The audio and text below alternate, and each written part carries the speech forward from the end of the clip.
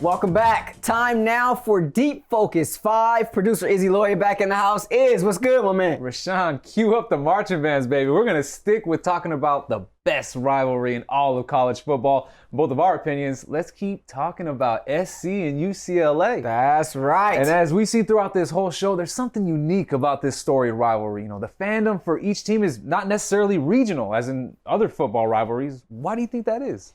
It splits houses, right? There's a family that I'm really, really close with.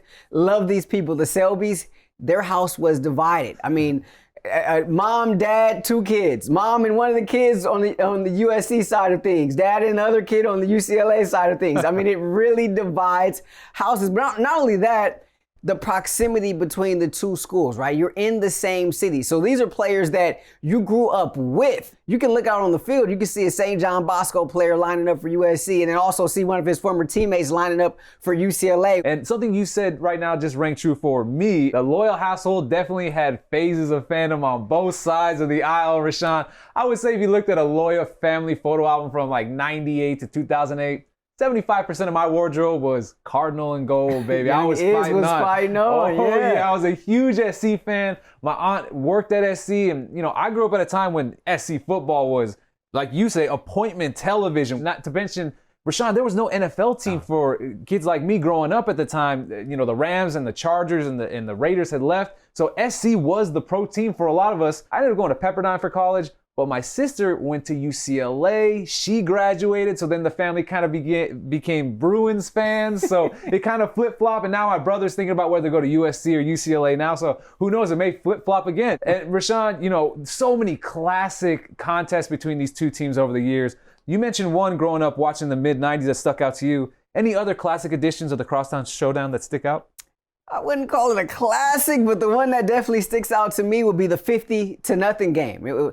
For a number of reasons. It was the first time I was ever in the Coliseum, first football game I'd ever been to between USC and UCLA. And of course, we talked about how, both teams were their home uniforms. Well, UCLA ran out of the tunnel that night at the Coliseum in some all-white alternates, white helmets, white tops, white bottoms. That didn't really sit well with the folks at USC. Two stick out for me, Rashawn, throughout the years.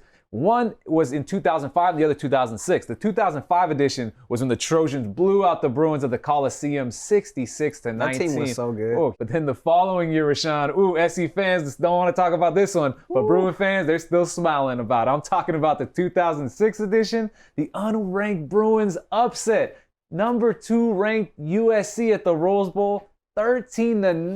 Rashawn, you knew this was coming. You can't have a Deep Focus 5 here without a list. Top 5 coming your way. Everybody loves a list. Let's split it up here. I want to know who you think are the top 5 greatest USC football icons, and I'll do the Bruins. What you got? You're gonna let me do SC. Yeah, host gets the Trojans. There you go. Check you out. Well, I appreciate that. Fight on. For my list, first off, you got to start with the late, great Sam Bam Cunningham. Not just what he meant to USC, but what he meant to college football as a whole.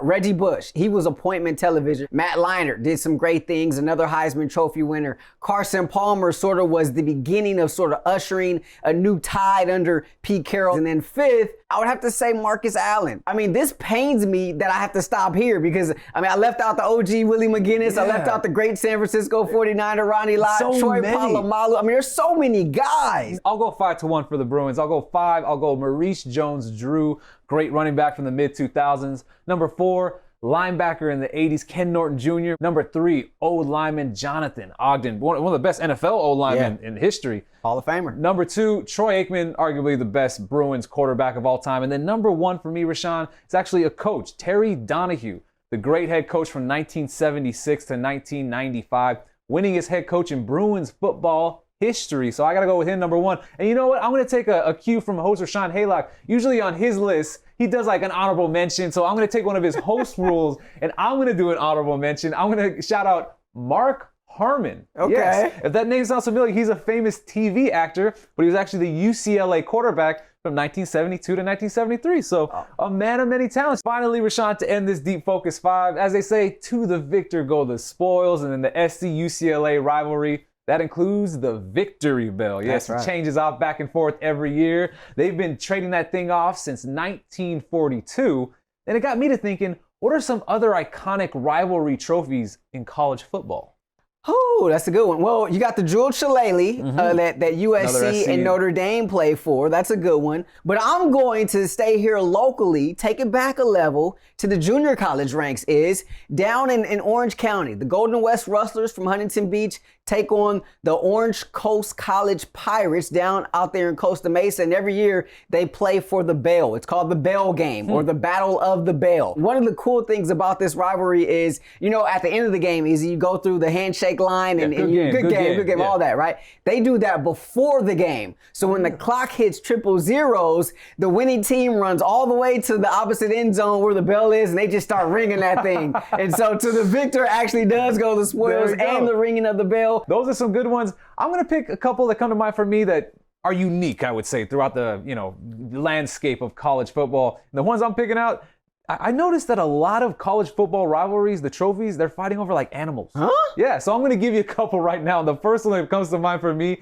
is the University of Iowa and Minnesota. Rashawn, they play for this thing called the Floyd of Rosedale, and it is a trophy with a bronze pig on top, and it's actually named after a real pig, and his name was Floyd. Apparently, this pig was actually wagered between the two schools in 1935, and then the other one is called the Troll. Yes, the Troll, Rashawn. Technically a rivalry trophy. It's given to the winner of the Concordia versus St. Olaf football game. Shout out to the Minnesota Intercollegiate Conference. They've been fighting over the Troll, Rashawn, since 1974. Apparently, trolls are derived from Norse mythology, and these two schools have Norwegian roots, so they said, hey, why not make our rivalry trophy a troll? I think, are we forgetting any? I think that's the only one that's coming up. What do you have, Chris? Get in here, who's TD that? Chris. What? Technical director Chris Livingston's got something to say. What's up, Chris? You guys should be ashamed of yourself, first and foremost. I mean, you're talking about bells, whistles, shillelaghs. Rashawn, you can't even spell shillelagh.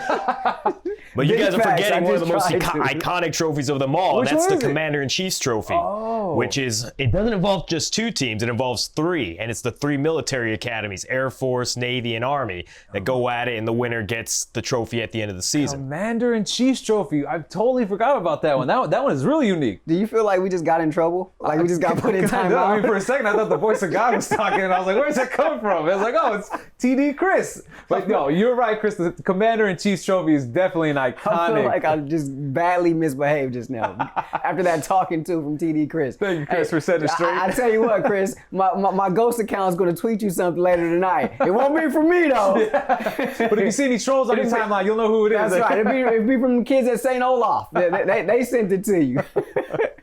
Appreciate that. Appreciate you, Iz. Thank you, all of you out there, for watching. That's going to do it for this week's edition of KTLA 5 Sports in Focus. From all of us here, I'm Rashawn Haylock. We will see you next week. Yeah, the troll's like this big.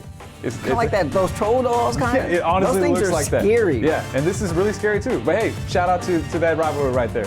There you go.